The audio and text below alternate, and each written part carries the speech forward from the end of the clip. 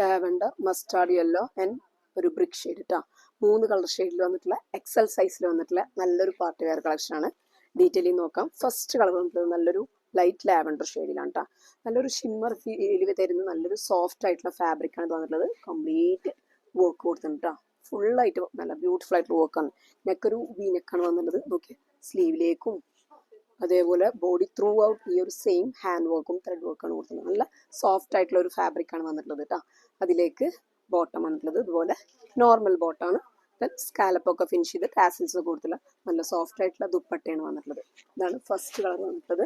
ബാക്കിയുള്ള കളേഴ്സ് കൂടെ നോക്കാം.